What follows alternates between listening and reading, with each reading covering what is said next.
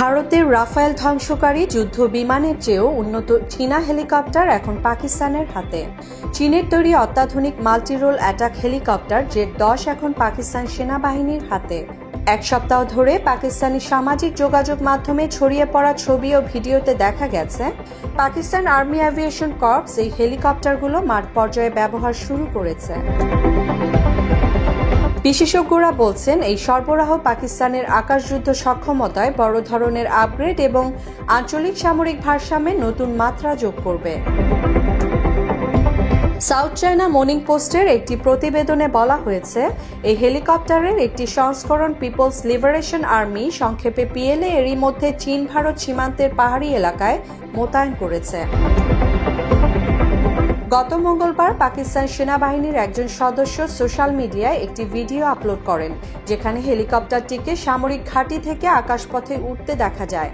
ভিডিওটির ক্যাপশনে লেখা ছিল, পাকিস্তানের জেড-10 অ্যাটাক হেলিকপ্টারের প্রথম ঝলক। এটি আকাশ থেকে মাটিতে আঘাত হানতে সক্ষম পরবর্তী প্রজন্মের ক্ষেপণাস্ত্র দিয়ে সাজানো।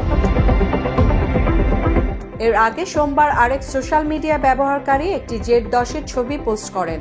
হেলিকপ্টারটির ফিউজলেজ এবং লেজে পাকিস্তান আর্মি লেখা 786-301 সিরিয়াল নম্বর ছিল। এই ছবি পাকিস্তান আর্মি অ্যাভিয়েশন কর্পসের মধ্যে জেড-10-এর অপারেশনাল স্ট্যাটাসের প্রথম বিশ্বাসযোগ্য প্রমাণ।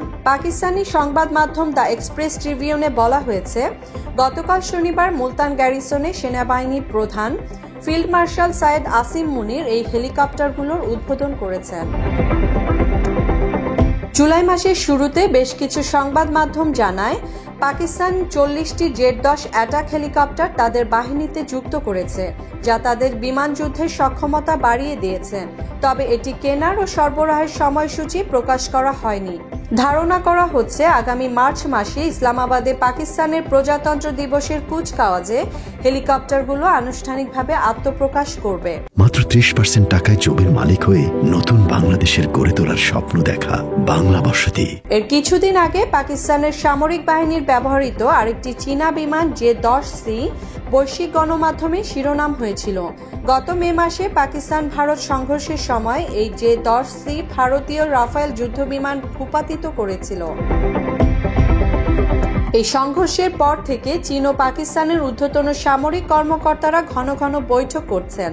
এর মধ্যে জুনে দুই দেশের প্রতিরক্ষা মন্ত্রীদের মধ্যে একটি বৈঠক এবং গত মাসে ইসলামাবাদে বিমান বাহিনীর প্রধানদের মধ্যে আলোচনাও অন্তর্ভুক্ত ছিল। জেড-10 ভারতের কাছে থাকা যুক্তরাষ্ট্রের তৈরি অ্যাপাচি হেলিকপ্টারের চেয়েও বেশি শক্তি উৎপাদনে সক্ষম বলে দাবি করা হচ্ছে। এর সর্বোচ্চ গতি ঘন্টায় প্রায় 300 কিলোমিটার। এটি অস্ত্র ও জ্বালানি বোঝাই অবস্থায় যুদ্ধক্ষেত্রে টানা 800 থেকে 1120 কিলোমিটার পর্যন্ত উঠতে পারে।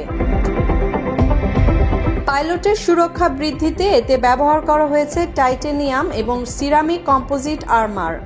সবচেয়ে উল্লেখযোগ্য বিষয় হল পূর্ণাঙ্গ ইলেকট্রনিক প্রতিরোধ ব্যবস্থা, রাডার, অতি বেগুনি এবং লেজার সতর্কতা, উন্নত ইনফ্রারেড প্রতিরোধকারী ব্যবস্থা, ইঞ্জিন এক্সহস্ট পরিবর্তন এবং ইনফ্রারেড সাপ্রেসর, যা হেলিকপ্টারের তাপচিহ্ন কমিয়ে দেবে। এগুলো চীনা হেলিকপ্টারগুলোতে আগে দেখা যায়নি।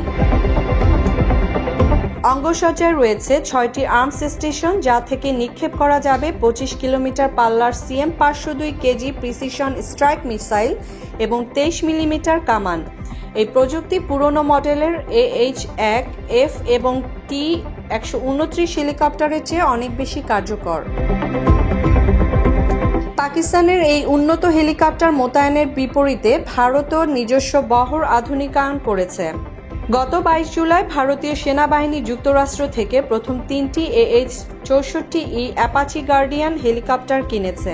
সর্বশেষ সংস্করণের এই হেলিকপ্টারগুলো পশ্চিম সীমান্তে অর্থাৎ পাকিস্তান সীমান্তে মোতায়েনের পরিকল্পনা রয়েছে।